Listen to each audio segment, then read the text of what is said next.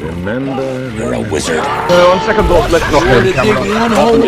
Still princesses. Time travel, as you wish.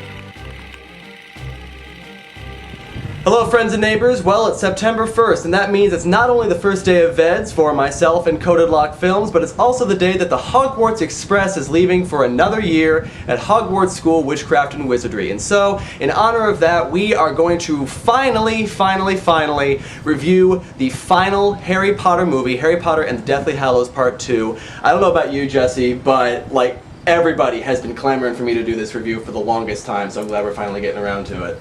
Yeah, I've been really lazy on the summer movie season so far. I'm not gonna lie.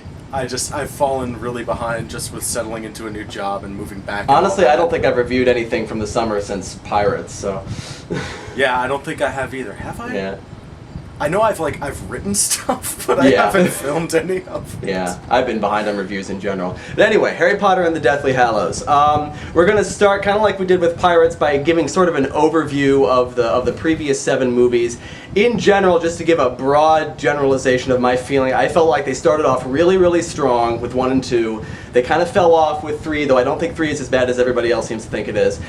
They really fell off with 4, and then they came back with 5 really strongly. 6 they dipped down a little bit, and then the first part of part 7 was really great, and I was really looking forward to seeing how they were going to conclude this series. So it's kind of had its ups and downs, but in general, not too bad.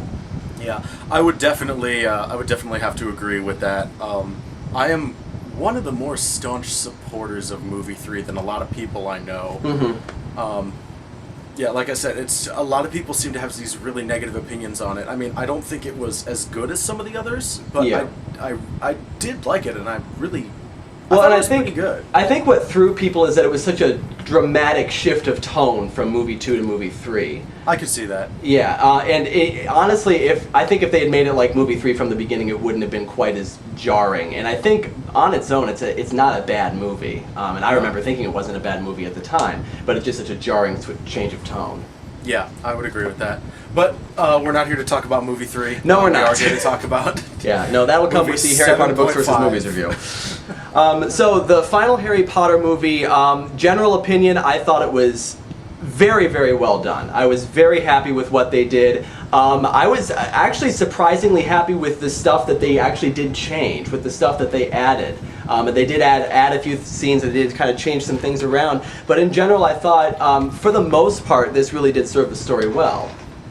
I thought so too, and I'm in kind of a unique position from a lot of other Harry Potter nerds in that I'm really better, I think, than, I shouldn't say all, but most, at sort of separating the movies and the books as entities. Mm-hmm. And I've only read Deathly Hallows once, and I did that very much on purpose because I wanted to come into this movie as fresh as I possibly could. Yeah. And I need to read it again now that I can. Yeah. But and I think I've only read it a couple of times. But yeah, I would definitely agree that I'm kind of the same way. Like I even look at the mythology as slightly different. There's a book mythology and a movie mythology. And you kind of have to look at them as separate entities. Though in general, even the ones that weren't as faithful, they were still pretty faithful to the plot of the books. Pretty much, yeah. And even my issues with 4 aren't so much rooted in deviations from the books as much as radical mischaracterization. Oh yeah, that's mine too. I just don't think it's a good movie in general. Right. Yeah, but again, movie 7. Movie 7. we can keep talking about all the movies all we want here, but there was. The ending was a little off for me. Not the epilogue. The epilogue I was fine with. But just the closing part of the Battle of Hogwarts. Like, the Battle of Hogwarts in general was amazing. Like, yes, I loved it. It was just, like, epic from beginning to end. This Great movie stuff. was essentially one big climax. It was, yeah. It was a huge climax. Great stuff with Neville. Great stuff from Ray Fiennes playing Voldemort. And I like that you actually got to see him weaken as the Horcruxes were being destroyed. I actually liked that little touch that they threw in. Yeah. What I didn't like so much was after, spoiler alert, I'll put that at the beginning. After Harry came back, after he died and then he came back, I felt like that closing bit was less intellectual and more visual.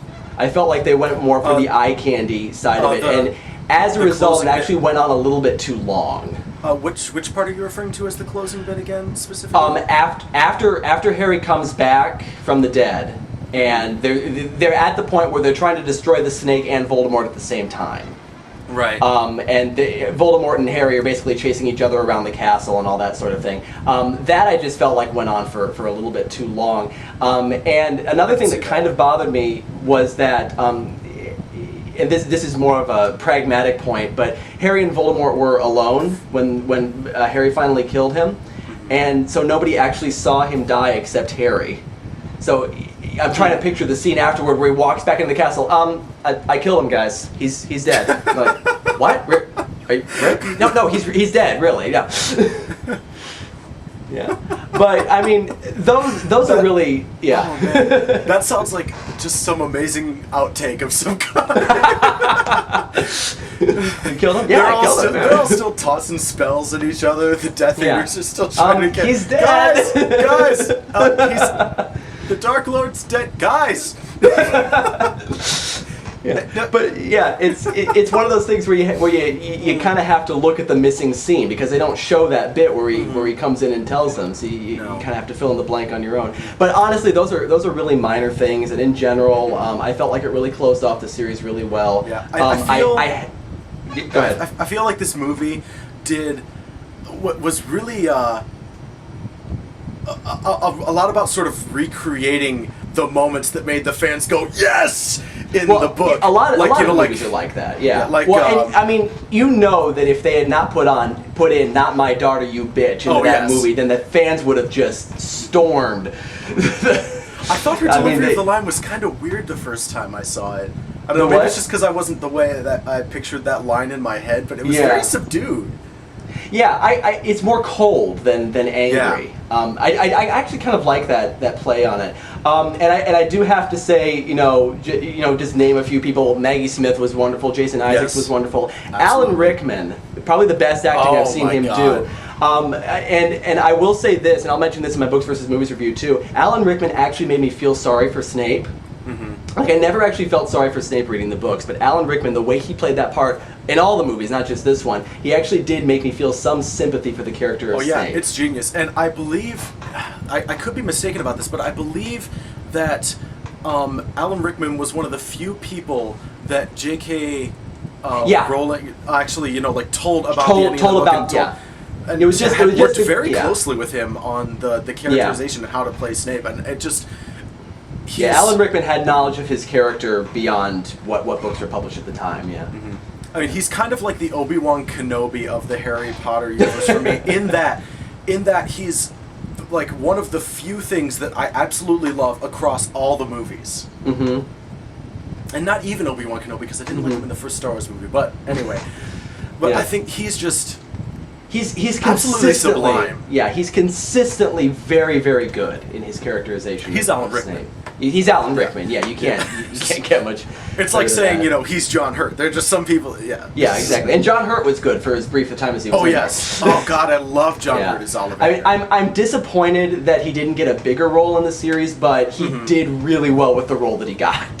He does he just steals any scene he's in. He does. Yeah. That's just the power of John Hurt.